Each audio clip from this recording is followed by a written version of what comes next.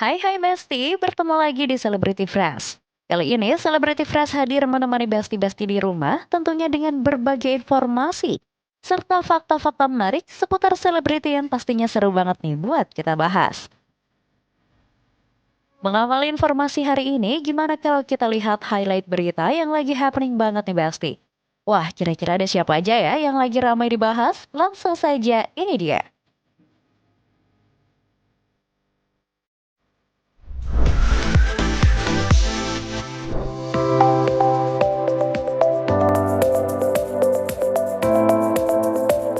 Besti, nama Olla Ramlan kembali jadi sorotan. Bukan soal proyek baru, tapi karena momen liburannya bersama aktor muda Tristan Molina di Gili Meno. Dalam beberapa unggahan, Olla terlihat menikmati suasana laut sambil berada di atas kapal. Sementara Tristan tampak berenang di air jernih Gili Meno. Perhatian publik semakin besar setelah muncul momen makan malam mereka. Dengan dekorasi kelopak bunga warna-warni berbentuk hati di atas pasir, suasana terlihat romantis dan hangat nih Besti. Tidak heran banyak yang menilai bahwa hubungan keduanya semakin dekat. Dengan dekorasi kelopak bunga warna-warni berbentuk hati di atas pasir, suasana terlihat romantis dan hangat. Tidak heran banyak yang menilai bahwa hubungan keduanya semakin dekat. Lewat Instagram Story, Olla menuliskan kalimat puitis yang langsung bikin netizen menebak-nebak. Menariknya nih Besti, beberapa waktu lalu Olla sempat mengatakan bahwa ia tengah dekat dengan seseorang yang usianya sekitar 10 tahun lebih muda.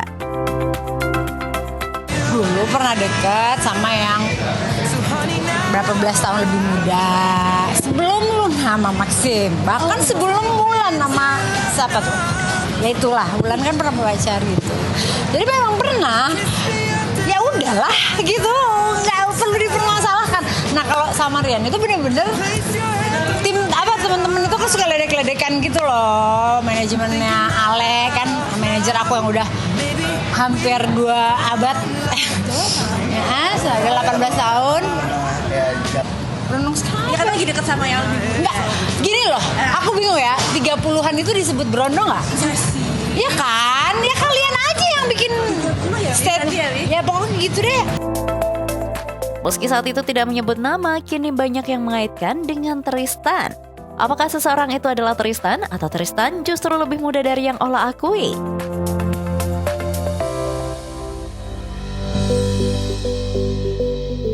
Besti, meski jalan mereka sebagai suami istri telah berakhir, Aditya Zoni dan mantan istrinya Yasmin Oh tetap menjaga komunikasi, saling support, dan menjalin hubungan orang tua yang harmonis demi buah hati mereka. Belakangan, Aditya terlihat menyempatkan diri bertemu Yasmin di Malaysia saat Yasmin sedang mengurus bisnis klinik kecantikannya. Kunjungan ini bukan sekedar formalitas, tampak percakapan hangat antara keduanya, menunjukkan bahwa jalinan komunikasi tetap kuat.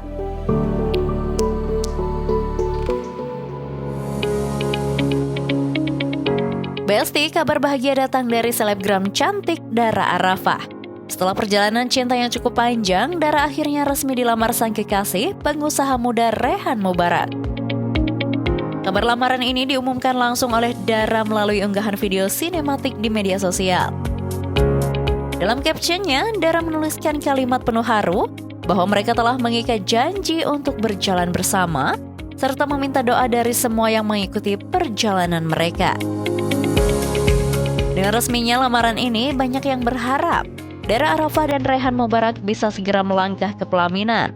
Semoga kabar bahagia selanjutnya segera menyusul ya Betty. Kabar selanjutnya yang tak kalah bikin publik heboh. Ada hubungan Jennifer Copen dengan sang mertua yang semakin memanas nih Besti. Bagaimana tidak, bisa-bisanya Jennifer Copen tak mengucapkan terima kasih kepada mendiang suami dan keluarga suaminya, Dali Wasi, saat mendapat penghargaan di acara TikTok Awards. Kira-kira ada penjelasan atau klarifikasi kah dari Jennifer terkait huru-hara ini? Tanpa berlama-lama, langsung saja, ini dia.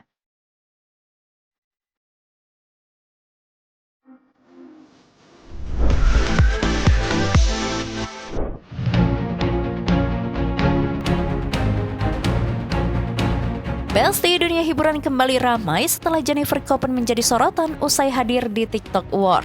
Bukan hanya karena penghargaan yang didapat, tetapi juga karena momennya di panggung yang menuai reaksi dari netizen.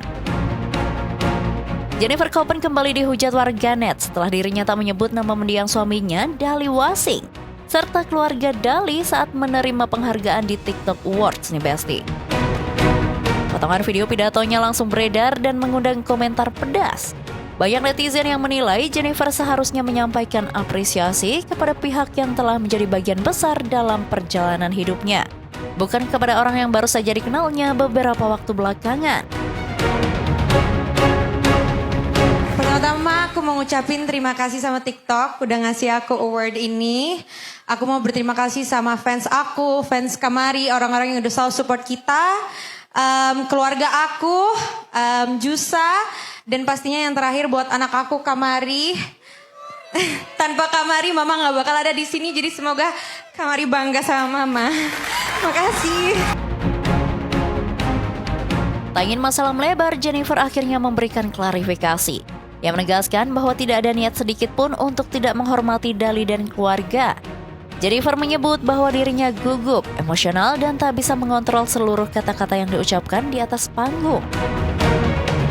Ia juga menambahkan bahwa rasa hormat dan cintanya pada mendiang Dali tak pernah berkurang, meski tidak sempat disebutkan secara eksplisit dalam pidato tersebut.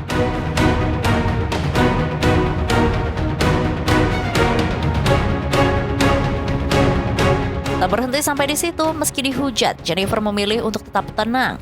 Ia mengaku sudah tidak mau ambil pusing dengan komentar negatif yang beredar. Ia sadar bahwa apapun yang ia lakukan tetap akan ada pihak yang tidak suka. Karena itu, ia memilih fokus pada hidup dan kebahagiaannya. Kalau aku lebih nyuekin aja sih sekarang, karena kayak udah gak ada gunanya untuk membela diri atau apa. Karena kalau orang emang udah gak suka, ya bakal gak suka. Jadi lebih ke pasrah aja sih, dan enjoy life aja. Selain isu sensitif di media sosial, Jennifer juga berbicara soal rencana masa depannya. Ia mengatakan bahwa jika hubungannya dengan sang kekasih Justin Hubner berjalan baik dan berlanjut ke jenjang yang lebih serius, ia akan pindah dan menetap lebih lama di Eropa nih Besti. Ada rencana pengen pindah, tapi pindahnya tuh bukan yang pindah selamanya, tapi mungkin lebih banyak menghabiskan waktu di Eropa aja, supaya bisa sedikit bernafas aja gitu, kayak hidup normal aja. Ya didoain aja ya, semoga hubungan sama Justinnya juga baik, dan kalau hubungannya baik dan ternyata berlanjut ke jenjang serius ya mungkin lebih cepat ya, we'll see. Bukan tanpa alasan, Jennifer merindukan kehidupan yang leluasa dan penuh privasi, sesuatu yang menurutnya sulit didapatkan di Indonesia.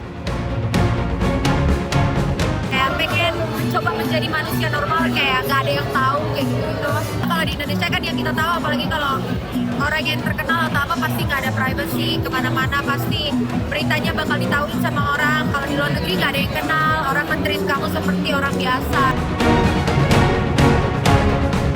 Selanjutnya, yang gak kalah bikin public shock berat, ada Paula yang diam-diam datang ke Pengadilan Agama Jakarta Selatan. Wah, kira-kira ada urusan apa lagi ya, Besti? Daripada penasaran, langsung saja ini dia informasinya.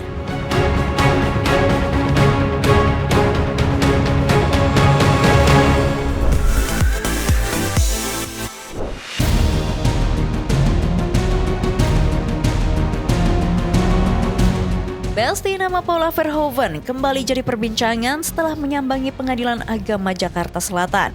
Usut menyusut, ternyata Paula dan kuasa hukumnya ke Pengadilan Agama Jakarta Selatan untuk meminta klarifikasi atas dugaan pelanggaran administratif yang dilaporkan Paula ke Badan Pengawas Mahkamah Agung alias Bawas MA beberapa waktu lalu.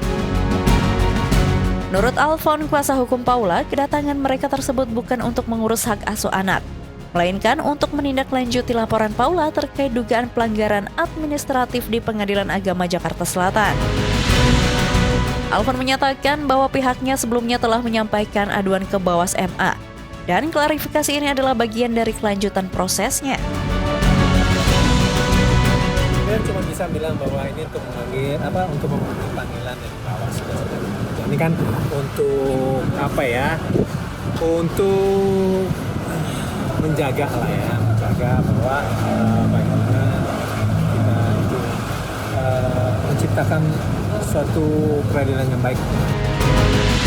Dalam laporan ke Bawas MA, kuasa hukum Paula menyebut ada 3 poin dugaan pelanggaran administratif oleh Pengadilan Agama Jakarta Selatan, yakni administratif sidang, kebocoran putusan, dan etika perlindungan data. Pihak Paula menganggap pernyataan publik dari Humas Pengadilan Agama Jakarta Selatan setelah putusan cerai tidak sejalan dengan substansi putusan hakim. Menurut Alfon, pernyataan Humas tersebut bahkan bisa merugikan kliennya secara reputasi dan membuka data sensitif yang semestinya dijaga kerahasiaannya. Tak hanya Mahkamah Agung, Paula juga pernah mendatangi Komisi Yudisial untuk mengadukan dugaan pelanggaran kode etik oleh Majelis Hakim Pengadilan Agama Jakarta Selatan. Kala itu, tim hukumnya menyampaikan bahwa hakim yang menjatuhkan putusan perceraian terhadap Paula telah mengabaikan bukti persidangan dan menetapkan keputusan berdasarkan pertimbangan yang tidak adil.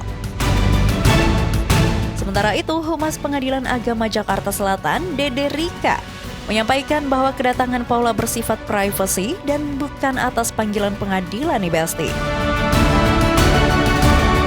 Bersangkutan datang ke sini memang benar datang ya, tapi untuk memberikan informasi tentang itu kami tidak punya kewenangan untuk memberikan itu, karena itu kami Pengadilan Agama Jakarta Selatan tidak berkepentingan langsung dengan kedatangan yang bersangkutan di sini. Benarkah Paula hadir untuk menggugat hak asuh anak yang jatuh ke tangan Baim? Atau ada hak keadilan yang jauh lebih serius yang sedang ia perjuangkan? Ada agenda apa mungkin ya Paula sedikit? Ada berkas-berkas yang harus itu lagi Pak Paula? Sangat disayangkan ya Besti, Paula juga memilih bungkam di hadapan awak media. Oke Besti, jangan kemana-mana dulu ya, karena setelah ini masih ada kisah selebriti yang lebih panas dan heboh lagi. So, tetap di Celebrity Fresh.